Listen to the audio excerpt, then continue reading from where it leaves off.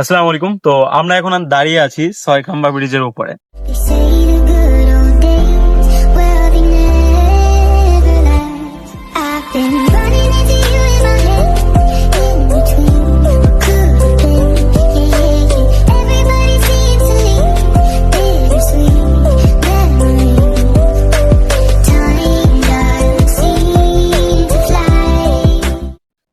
এই জায়গাটার নাম ছয়খাম্বা হওয়ার কারণটা খুব ইন্টারেস্টিংও না, মানে অনেকেই জানে অনেকেই জানে না। মানে সবাই বলে যে চল ছয়খাম্বায় বেড়াতে যাই বর্ষার সময়, বিশেষ করে কারণ বর্ষার সময় এই এলাকার যে বিলগুলা দেখতে পাচ্ছেন, এই বিলগুলা পুরো পানিতে থই থই করে।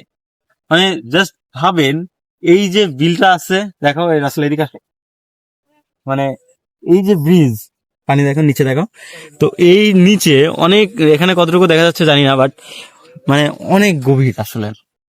এইখানে পুরা পানিতে থই থই করে, পুরা বিল একদম কঠিন অবস্থা। মানে এই সামনে দিয়ে আমরা এখান দিয়ে একবার আমার মনে আছে আমি ইয়াতে গেছিলাম, দিলপাশা মনপুর, ওইদিকে গেছিলাম নৌকায় করে। বর্ষার সময় এদিককার নৌকা ভ্রমণে একটা আলাদাই একটা ভাইব আছে। যারা এদিক দিয়ে গেছে তারাই জানে, আর যারা জানেন না তারা তো জানেনই না। তবে আমার পার্সোনালি জায়গাটা খুব ভালো লাগে। বর্ষার সময় তো মানে বলার মতো কিছু থাকে না, বর্ষার সময় চরম লেভেলে ভালো থাকে। তো আপনারা অনেকেই জানেন না এই জায়গাটার নাম ছয়খাম্বা কেন।